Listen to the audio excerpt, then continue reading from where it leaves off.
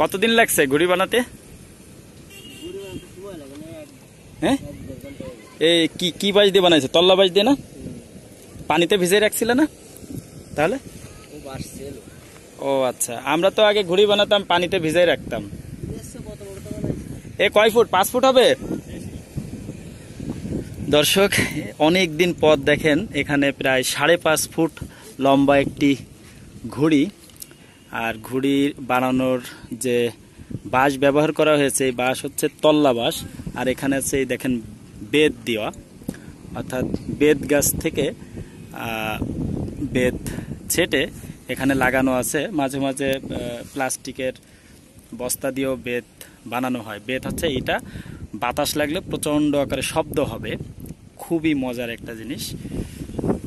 ঘুড়ির লেজ দেখেন কত বড়, এই দেখেন কত বড় লেজ। এত বড় লেজ লাগবে? হ্যাঁ, এই দেখেন কত বড় লেজ। আপনাদেরকে দেখাই, একদম রাস্তার কত পর্যন্ত চলে গেছে।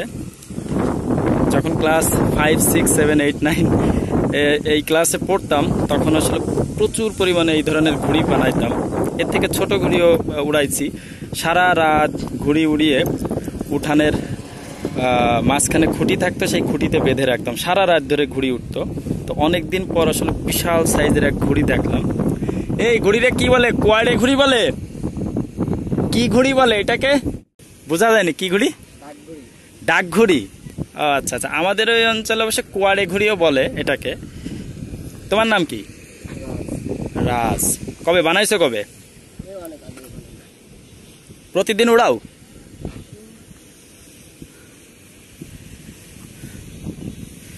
এখন আমরা দেখব 5.5 ফুট লম্বা একটি ঘুড়ি কিভাবে উড়াই। আপনাদেরকে দেখাচ্ছি। এইখানে দেখেন বিশাল মোটা সুতো দিয়ে ঘুড়ির সামনের অংশ সেটিং করা হয়েছে।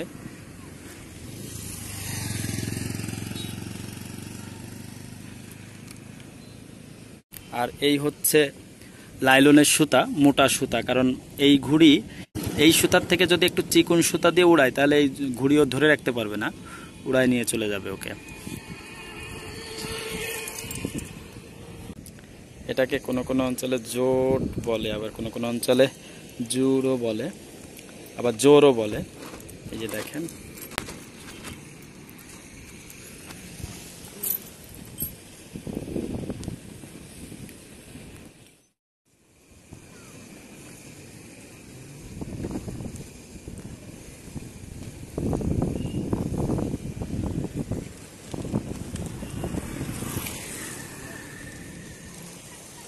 কেমন জোর হয়, কেমন প্রচন্ড টেনে ধরে রাখতে পারবা?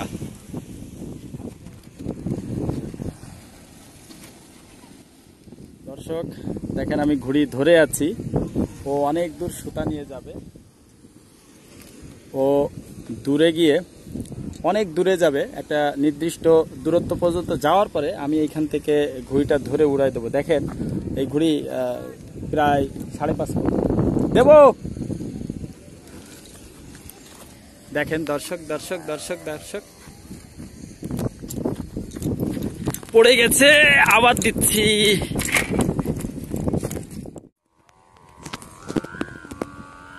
দর্শক অলরেডি দেখেন কত বড় লেজ ঘুড়ির। অলরেডি আপনারা শুনতে পাচ্ছেন, বাজতেছে।